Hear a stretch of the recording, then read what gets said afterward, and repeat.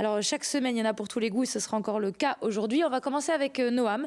Noam qui est dans l'Aisne et vous nous faites découvrir tout au long de cette émission les souterrains de Laon. Et vous allez voir, on vous emmène dans une visite surprenante. Ces souterrains de Laon, on ne soupçonne pas la richesse de cette visite.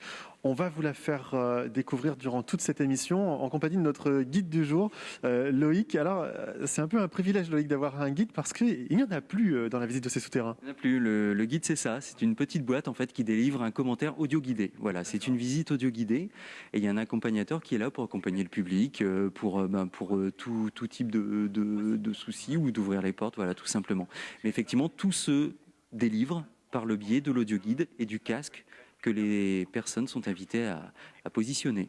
Alors, cette visite des souterrains, concrètement, c'est de faire comprendre aux visiteurs ce qu'était Laon il y a maintenant quelques années. C'est ça, ouais, exactement. On remonte aux grandes origines de Laon et on remonte voire 45 millions d'années en arrière. Et oui, parce que Laon, pour les gens qui connaissent, c'est une colline surélevée. Et ça, c'est un fruit du passé en fait. Pourquoi cette colline en plein milieu d'une plaine ? On vous l'explique durant cette visite. Et il faut s'imaginer qu'ici, il y a 45 millions d'années, et quand même, Noam, on était sous l'eau. C'est-à-dire que là, on aurait eu un masque et un tuba et on était dans une sorte de fond lagunaire, climat type Maldives. Est-ce qu'il est possible, Noam, de demander à lancer la première séquence d'animation ?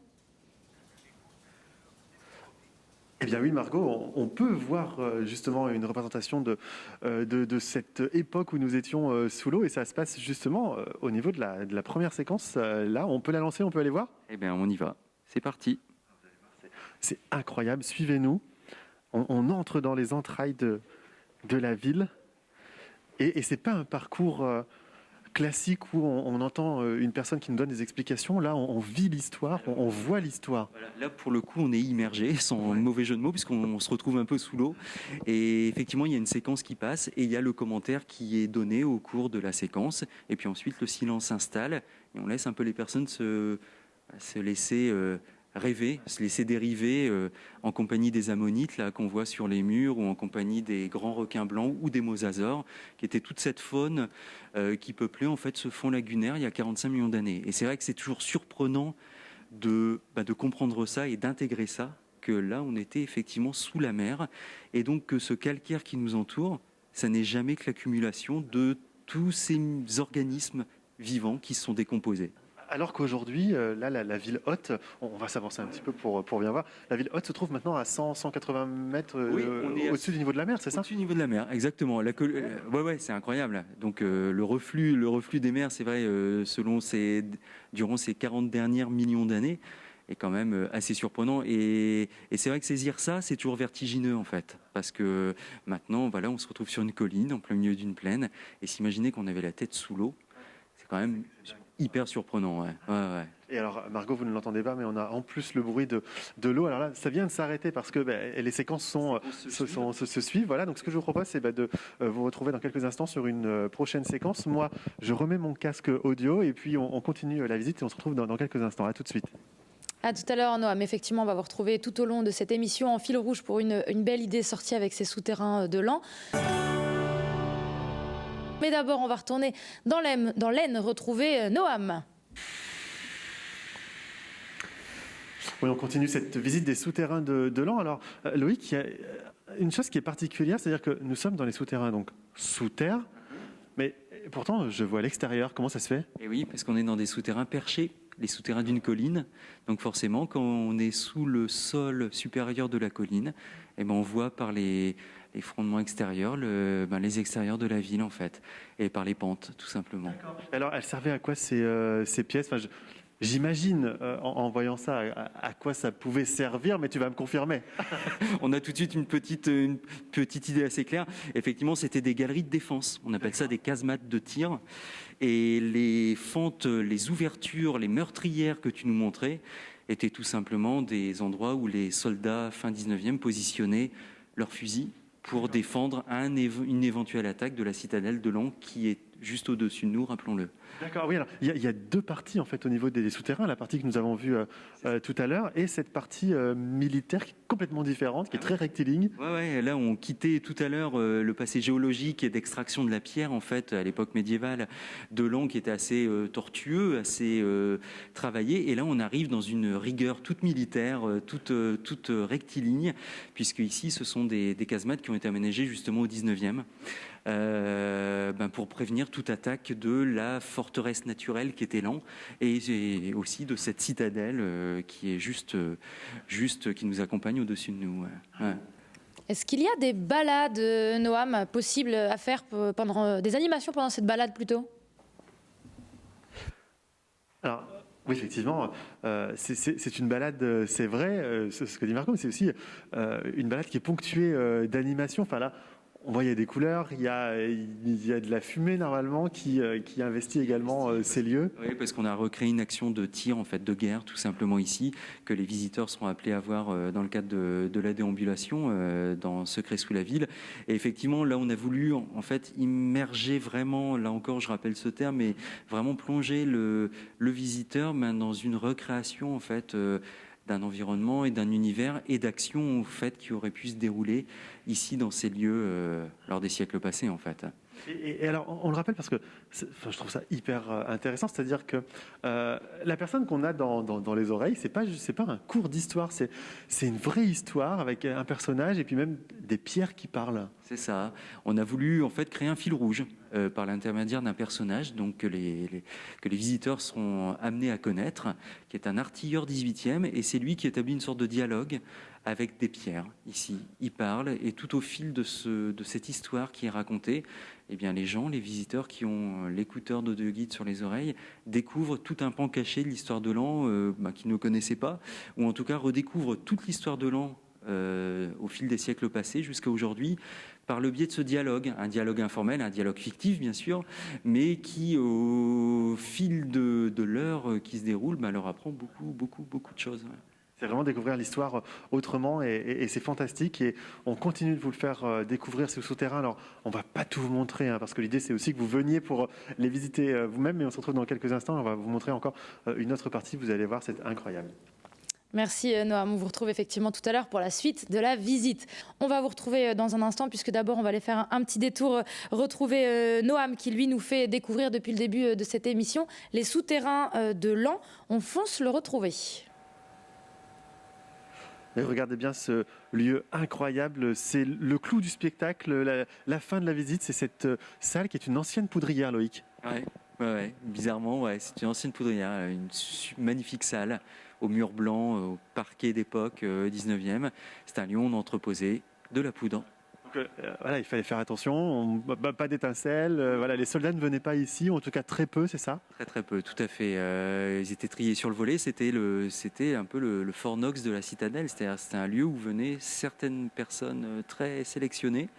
C'était un lieu, c'était l'armurerie de toute façon de cette citadelle, donc un lieu exceptionnel qu'il fallait préserver à tout prix et qui devait aussi préserver la poudre, c'est-à-dire qui est très sain, qui est très sec, pour ne pas justement abîmer la poudre. Je vous rappelle qu'on est en fin 19e, bien sûr, on utilise encore des armements de ce type-là, dans des grandes caisses, et on les entreposait ici.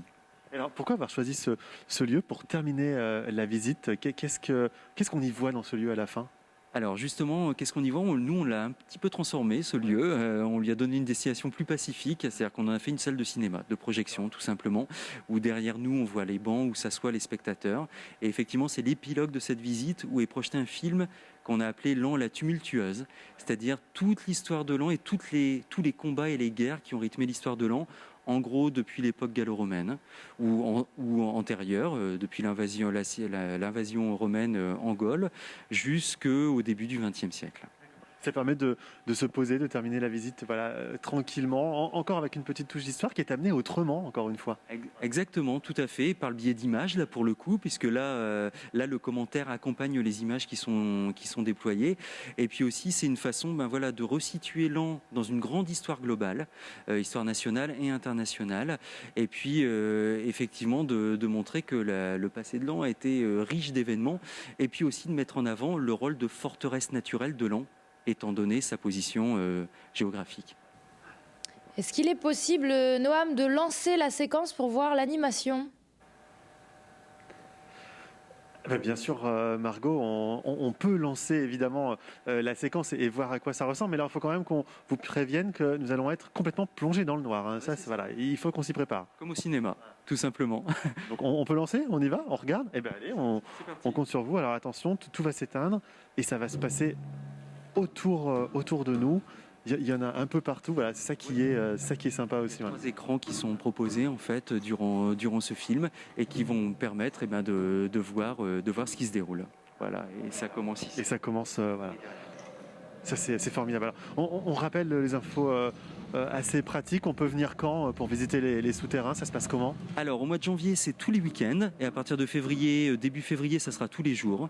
Et ça a lieu à 4 reprises, 11h, 14h, 15h et 16h.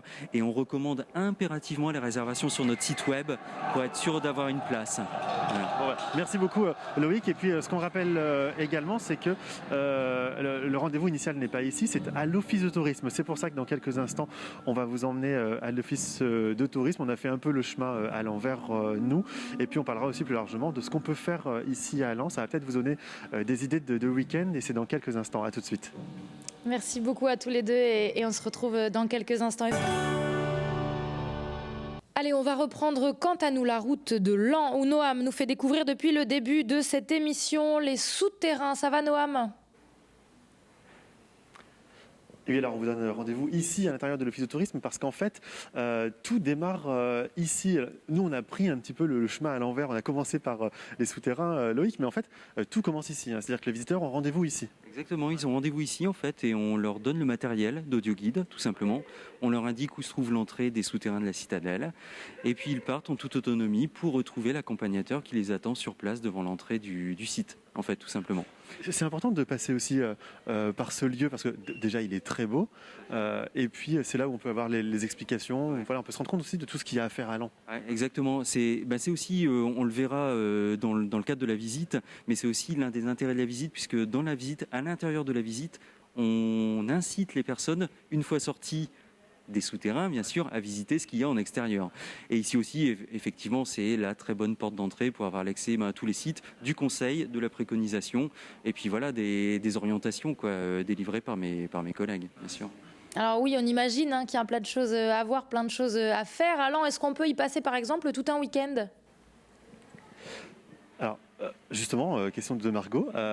Est-ce qu'on peut venir passer un week-end à Lens et si oui, qu'est-ce qu'il y a à faire d'autre que les souterrains? D'autres que les souterrains, voilà. Donc effectivement, il y a beaucoup de choses à faire. Alors notamment en termes de visite guidée, nous, à l'instar de Secrets sous la ville, la visite des souterrains, on propose un accès dans les hauteurs de la tour qui implique 2 découvertes, à la fois celle de la tribune, donc le premier étage intérieur de l'édifice où se trouvait un dépôt lapidaire depuis quelques années.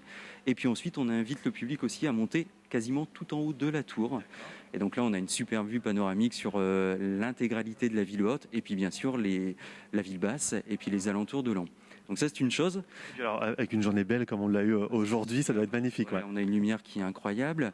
Et puis, d'autant plus que cette montée dans la tour est à 2 reprises, à 14h et à 16h. Donc ça, c'est quand même 2 fois l'occasion de venir la visiter.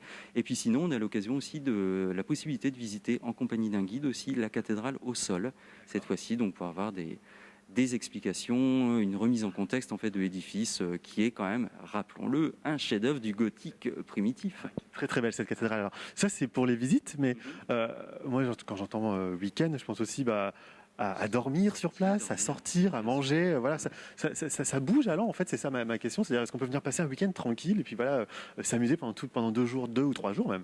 Lamb by Night, bien sûr. Ouais. Non, ça bouge très bien. Il y a un grand tissu d'hébergements, notamment de nouveaux hébergements qui sont créés dans les dernières années et qui peuvent accueillir écoutez, tout type de demandes selon la saisonnalité, bien sûr. Et puis effectivement, il y a aussi une vie de soirée assez riche. Il y a quelques bars très thématisés maintenant. C'est vrai les personnes ont réussi à créer des bars avec des couleurs différentes, avec des attentes différentes.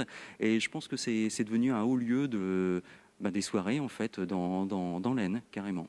Eh ben, on va essayer. Alors, merci beaucoup, Loïc, pour toute cette aventure dans les souterrains et puis ici. Et voilà, Margot, n'hésitez pas à venir passer un week-end avec vos amis, par exemple, ici à Lens, 2, 3, 4 jours et plus si affinité, parce que, vous l'aurez compris, il y a pas mal de choses à faire, à visiter. Et on peut même sortir. Et alors, ça me plaît, moi. J'adore l'expression Lens by night. En tout cas, merci beaucoup à tous les deux pour cette bonne idée de sortie. Vous en avez eu pas mal tout au long de cette émission.